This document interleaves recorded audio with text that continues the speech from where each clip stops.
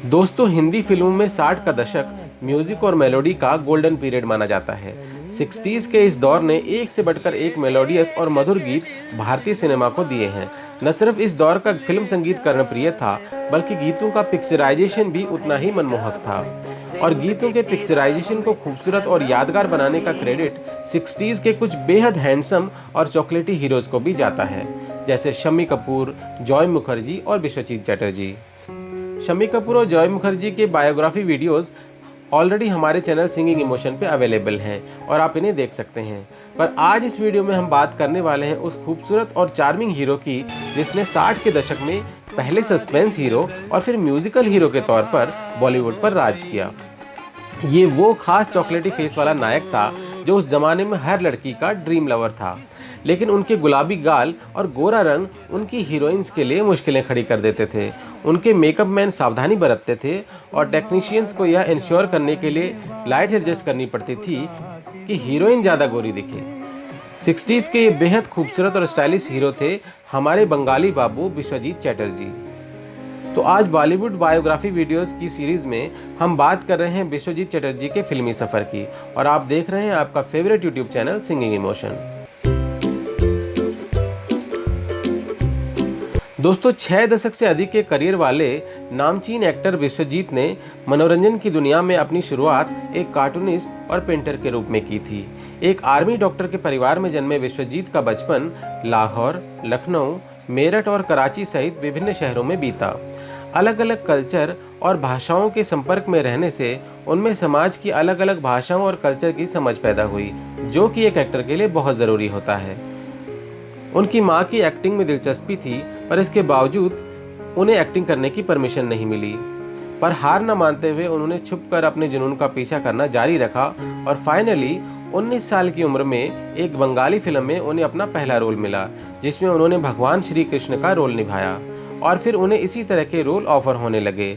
जल्दी ही यंग विश्वजीत ने popular Bengali film डाक हरकारा और बंगाली सुपरस्टार उत्तम कुमार के साथ फिल्म माया मृगा में इम्पोर्टेंट रोल निभाया। देखते ही देखते बंगाली फिल्मों में एक सफल एक्टर के रूप में विश्वजीत की पहचान बन गई। पर विश्वजीत कहते हैं कि वो अभिनेता के तौर पर सिर्फ एक स्टेट से नहीं जुड़े रहना चाहते थे और हमेशा से उनकी इच्छा थी कि वो हिंदी फिल्मों में काम करें और अपना करियर बनाएं और देश भर में एक अभिनेता के रूप में नाम कमाएं। विश्वजीत चटर्जी के एक्टिंग करियर में एक महत्वपूर्ण मोड़ तब आया जब लेजेंडरी फिल्म मेकर गुरुदत्त से उनकी मुलाकात हुई। एक बार जब विश्वजीत एक बंगाली प्ले साहिब बीवी और गुलाम में भूतनाथ की भूमिका निभा रहे थे, तो एक शो में उनके कुछ सरप्राइज गेस्ट आए। ये गेस्ट थे गुरुदत्त, उनकी पत्नी गीता दत्त और निर्देशक अबरार अलवी। इन सब ने उन्हें अभिनय करते देखा तो काफ़ी इम्प्रेस हुए। विश्वजीत की एक्टिंग से प्रभावित होकर गुरुदत्त ने उन्हें कहा कि तुम मेरे भूतनाथ हो, और अपनी फिल्म साहिब बीवी गुलाम में उन्हें भूतनाथ का रोल ऑफर किया और उन्हें कहा कि तुम मुंबई आ जाओ। विश्वजीत मुंबई तो गए, पर अपनी बंगाली फिल्मों के कॉन्ट्रैक्ट्स के कारण वो गुरुदत्त की फिल्म को एक्सेप्ट नहीं कर पाए और वापस बंगाल लौट आए। बाद में गुरुदत्त जी ने अपनी फिल्म साहिब बीवी और गुलाम में भूतनाथ का रोल खुद निभाया। विश्वजीत कहते हैं कि इस फिल्म में गुरुदत्त और मीना कुमारी जैसे लेजेंडरी आर्टिस्ट के साथ काम करने का मौका गंवाने का उन्हें बहुत अफसोस हुआ था। पर शायद तकदीर भी उनके बॉलीवुड में काम करने के सपने को पूरा करना चाहती थी। जल्दी ही किस्मत ने फिर एक नया मोड़ लिया जब उनकी मुलाकात गायक और फिल्म मेकर हेमंत कुमार से हुई, जिन्होंने उन्हें फिर से मुंबई आने के लिए इनकरेज किया। सिंगर और डायरेक्टर हेमंत कुमार ने उन्हें फ़ोन करके बताया कि वह एक हिंदी फिल्म बना रहे हैं और चाहते हैं कि इसमें वो नायक की भूमिका निभाएं। इस तरह 1962 में विश्वजीत ने वहीदा रहमान के साथ एक सस्पेंस थ्रिलर फिल्म 20 साल बाद से डेब्यू किया। यह फिल्म ज़बरदस्त हिट रही। फिल्म की सफलता ने उन्हें स्टारडम की ओर बढ़ाया। इसके बाद विश्वजीत ने पीछे मुड़कर नहीं देखा और उन्होंने कोहरा, ये रात फिर न आएगी, जाल, बिन बादल बरसात आदि फिल्मों में अभिनय किया। इन सभी फिल्मों ने उन्हें सस्पेंस हीरो की उपाधि दी। जब अर्ली 60s में विश्वजीत को लगातार सस्पेंस फिल्मों के ऑफर आने लगे, तो उन्हें इस तरह की फिल्मों में टाइपकास्ट होने का डर सताने लगा। इसलिए जल्दी ही उन्होंने सस्पेंस फिल्मों के ऑफर ठुकराकर रोमांटिक फिल्में करना शुरू कर दिया। इसी के चलते उन्होंने मेरे सनम, अप्रैल फूल, नाइट इन लंदन, किस्मत, शरारत और कहीं दिन कहीं रात जैसी म्यूजिकल मूवीज़ की। ये सभी फिल्में जुबली हिट रही। 60s के इस दौर में विश्वजीत ने पहले सस्पेंस और फिर म्यूजिकल रोमांटिक मूवीज में काम करके खुद को एक वर्सेटाइल एक्टर के रूप में इस्टेब्लिश कर दिया था। विश्वजीत की हिट फिल्मों में मेरे सनम, शहनाई, आसरा, नाइट इन लंदन, ये रात फिर ना आएगी, अप्रैल फूल, किस्मत, दो कलियां, इश्क पर जोर नहीं और शरारत जैसी क्लासिकल फिल्में शामिल हैं। इन फिल्मों में उनकी को स्टार रही आशा पारेख, वहीदा रहमान, मुमताज़, माला सिन्हा और राजश्री जैसी टॉप एक्ट्रेसेस। 1963 में विश्वजीत को राष्ट्रपति सर्वपल्ली राधाकृष्णन से फिल्म दादा ठाकुर के लिए प्रेसिडेंट गोल्ड मेडल मिला था। 60 के दशक में जब मोहम्मद रफ़ी अपने रोमांटिक गीतों से लोगों को दीवाना बना रहे थे, विश्वजीत उन चंद एक्टर्स में से एक थे जो पर्दे पर इन गीतों को अपनी चार्मिंग पर्सनैलिटी, एक्टिंग और अंदाज से और भी दिलकश बना देते थे। मोहम्मद रफ़ी के अलावा महेंद्र कपूर और हेमंत कुमार ने भी कुछ बेहद मेलोडियस गीतों में विश्वजीत को अपनी आवाज़ दी है। इस दौर में विश्वजीत के कुछ एवरग्रीन रोमांटिक गीत रहे, पुकारता चला हूँ मैं, बेकरार करके हमें यूं न जाइए, कहीं करती होगी वो मेरा इंतज़ार, तुम्हारी नज़र क्यों खफा हो गई, हमदम मेरे मान भी जाओ, लाखों हैं यहाँ दिलवाले, तुम्हारा चाहने वाला, अप्रैल फूल बनाया और मेरा प्यार वो है कि इत्यादि। पर 60 के दशक का अंत आते आते अपने समकालीन एक्टर्स शम्मी कपूर और जॉय मुखर्जी की तरह ही विश्वजीत का करियर भी ढलान पर आने लगा था। दोस्तों, ये लेट 60s और अर्ली 70s का वही दौर था जब सुपरस्टार राजेश खन्ना और यंग एक्टर्स की एक पूरी जमात ने बॉलीवुड इंडस्ट्री पर कब्जा जमाना शुरू कर दिया था और विश्वजीत, शम्मी कपूर और जॉय मुखर्जी जैसे रोमांटिक हीरोज का जादू धीरे धीरे कमजोर पड़ने लगा था। विश्वजीत जी कुछ सफल बंगाली फिल्में प्रोड्यूस और डायरेक्ट कर चुके थे, इसलिए उन्होंने हिंदी फिल्मों के प्रोडक्शन में भी हाथ आजमाने की ठानी और 1975 में विश्वजीत ने अपनी फिल्म कहते हैं मुझको राजा का निर्माण और निर्देशन किया, पर फिल्म कुछ खास नहीं चली और इस फिल्म से उन्हें काफ़ी आर्थिक नुकसान उठाना पड़ा। ऐसा ही कुछ उनकी अगली बनाई फिल्म राहगीर के साथ भी हुआ। हालांकि फिल्म राहगीर के लिए वो नेशनल अवार्ड के लिए नॉमिनेट जरूर हुए। हिंदी फिल्मों में एज अ प्रोड्यूसर उन्हें हुए नुकसान और फिल्म इंडस्ट्री में तेजी से बदलते माहौल ने उन्हें बॉलीवुड छोड़कर बंगाली फिल्मों में वापस जाने पर मजबूर कर दिया। हालांकि यदा कदा वो हिंदी फिल्मों में कैरेक्टर रोल्स भी निभाते रहे।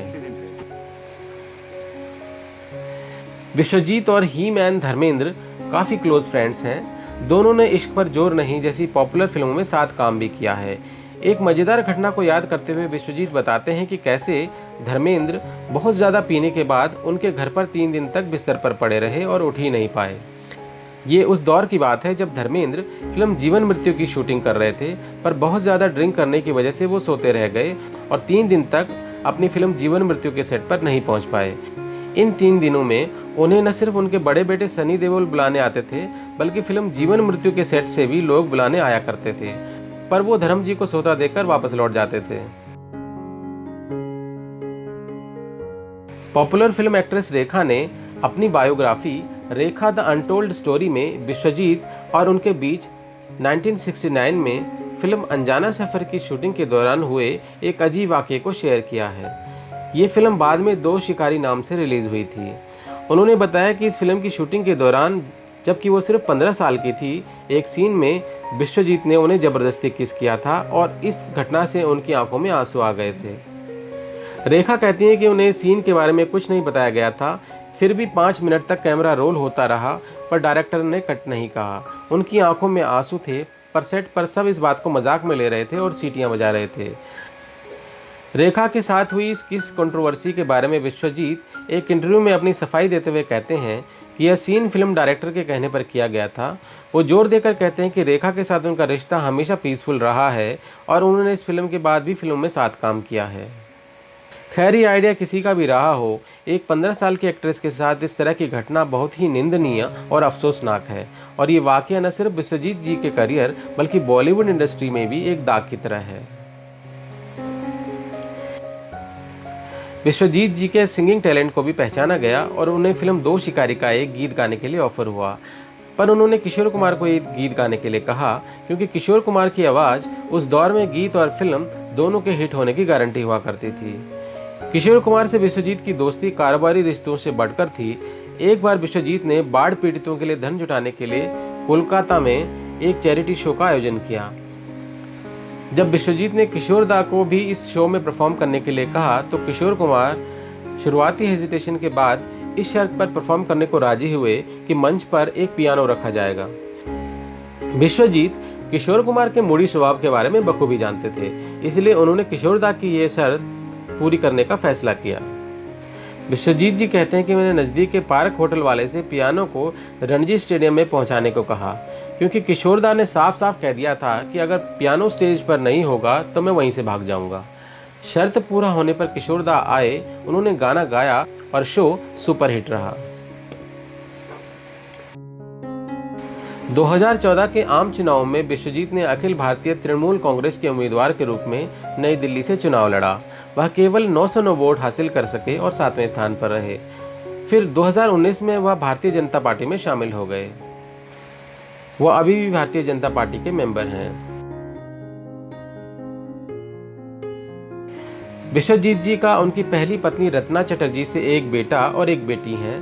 उनके बेटे प्रसन्नजीत चटर्जी और बेटी पल्लवी चटर्जी भी बंगाली फिल्मों में एक्टर्स हैं। विश्वजीत अपनी दूसरी पत्नी ईरा चटर्जी के साथ मुंबई में रहते हैं, जो स्टेज प्लेज की निर्माता, निर्देशक, लेखिका और ड्रीम थिएटर की मालिक हैं। उनकी छोटी बेटी प्राइमा चटर्जी भी एक फिल्म एक्ट्रेस, थिएटर एक्ट्रेस और डांस परफॉर्मर हैं। दोस्तों, विश्वजीत जी 87 साल की उम्र में भी राजनीति और एंटरटेनमेंट इंडस्ट्री में एक्टिव हैं। एक्टिंग की बात करें तो 2017 में उनकी पिछली फिल्म रिलीज हुई थी। तो दोस्तों, 60s की अपनी म्यूजिकल रोमांटिक फिल्मों और गीतों से आज भी हर उम्र के दर्शकों को नॉस्टैल्जिक और मंत्रमुग्ध करने वाले विश्वजीत जी स्वस्थ, दीर्घायु और एक्टिव रहें। इसी दुआ के साथ इस वीडियो को हम यहीं एंड करते हैं। आपको हमारा वीडियो पसंद आया हो तो इसे लाइक और शेयर जरूर कीजिएगा। और हाँ, आपको विश्वजीत का कौन सा गीत पसंद है हमें कमेंट करके ज़रूर बताइएगा। और ऐसे और वीडियोज़ के लिए हमारे चैनल सिंगिंग इमोशन को सब्सक्राइब कर लीजिए। जल्दी ही मिलते हैं एक और नए वीडियो के साथ। तब तक अपना बहुत बहुत ख्याल रखिएगा। Thank you for watching.